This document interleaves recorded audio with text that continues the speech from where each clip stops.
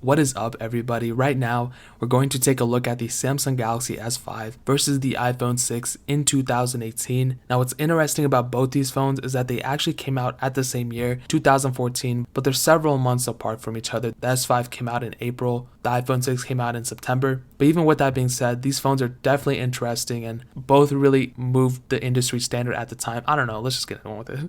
One thing I love about the Galaxy S5, definitely over the iPhone 6, especially even in 2018, is the screen. The Galaxy S5 has a Super AMOLED screen versus the iPhone 6 that has an IPS panel, and the Galaxy S5 is a little bit bigger. It's 5.1 inches, but I don't know why, but when I had mine, the screen just doesn't look as calibrated as like newer OLED screens. It just seemed a little bit different. I mean, it was still pretty good looking, I'm not gonna lie, but just something, maybe it's because it's 1080p, but I've also seen other 1080p panels and they didn't look as bad as this. So I'm not really too sure what was going on with it. But I mean, just holding both in the hand and really using them, I would definitely say the iPhone 6 feels way more premium than the Galaxy S5. The iPhone 6 was more metal and aluminum versus the Galaxy S5 that was pretty much just plastic. I think it was only plastic, there's no metal on it, except maybe the chastity around the bezel or whatever. But yeah, between the two, the iPhone 6 definitely feels way more premium. They both actually do have fingerprint sensors, but I always would prefer Touch ID over the fingerprint sensors that Android manufacturers made at this time. I would say now within the last year or two, Android manufacturers really have upped their game in their fingerprint sensors and unlocking technology. But at this time, Touch ID definitely beat over other fingerprint sensors Android manufacturers were making. Now, turning both of these phones on, with the thing that sucks the most with Android manufacturers that they never support their phones for that long, and I'm honestly surprised the Galaxy S5 got as many updates as it did at this time. So it started off getting Android KitKat, and then it ended up getting Android Marshmallow. But with the specs that it has, it probably could have handled Android 7.0.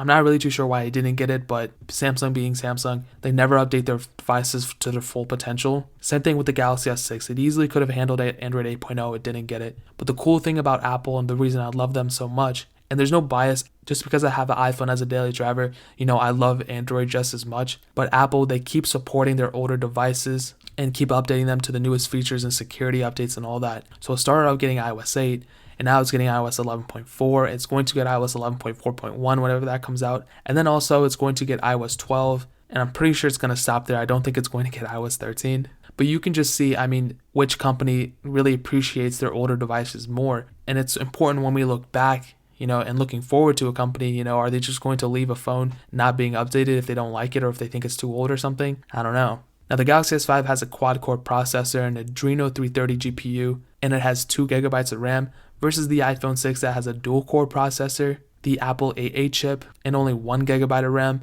And I did find overall performance to be better on the Galaxy S5, but you have to remember that the iPhones and iOS in general doesn't really need all that much power to run a phone.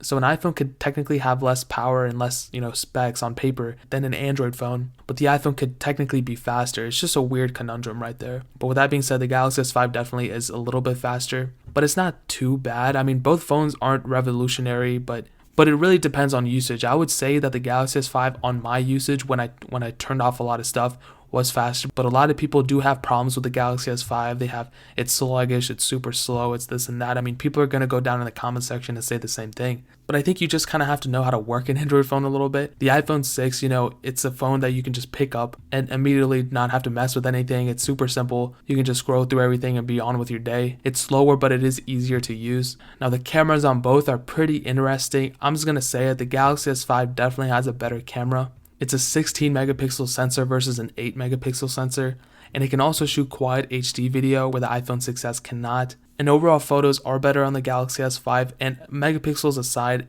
I just do think that it is a better sensor. But the iPhone 6 camera isn't bad either, but you do have to remember that, I take in video qualities in this, mixture as well, and I just don't think the iPhone 6 is better. When you mix in videos and photos, you can shoot Quad HD on the Galaxy S5, where the iPhone 6 you can't, so.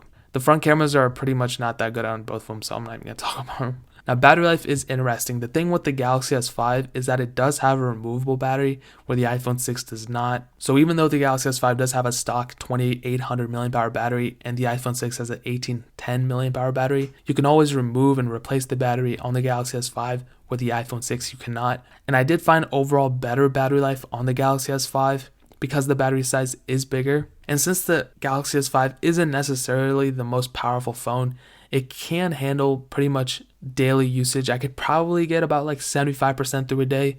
With the iPhone 6, I would probably get more like 50 to 60% out of a day. And especially getting an iPhone 6 right now, you always want to make sure you replace the battery through Apple before their program ends. So go to the Apple store, spend $30 and fix it if you have an iPhone 6 now, so you can get at least one more year usage from iOS 12 out of it. Some other things to note, both phones do have fingerprint sensors. The Galaxy S5 does have a micro SD card slot, so you can put more memory in and out. The iPhone 6 does not. And the iPhone 6 was, in that category of being bendable. So you might want to throw a case on it if you ever get it. So just keep that in mind. I'm not saying it's going to happen to you. I'm not saying it is a huge problem or whatever, but I'm saying that it does exist. So just keep that in mind when you make your decision. Now, my decision for this phone and which one you should get in 2018, I would say you should probably, being realistic, probably get the Galaxy S5 over the iPhone 6. And it's a dumb thing to say because it's not even getting support, but in my opinion, if I were to get the Galaxy S5 right now, I would definitely buy it, I would root it, and I would throw a custom ROM on it. Because it could go from making it like a 50% good of a phone to like a 70 to 80% good of a phone, dude. You can even, I'm pretty sure there's an Android 8.0 ROM out for it. There's at least an Android 7.0 ROM out for it. I would easily get the Galaxy S5, root it, throw a custom ROM on it, update it, and put a bigger battery in it. Versus the iPhone 6, where I feel like I would, be out of date in a year. And I know the Galaxy S5 does have somewhat of a ROM community out for it, so.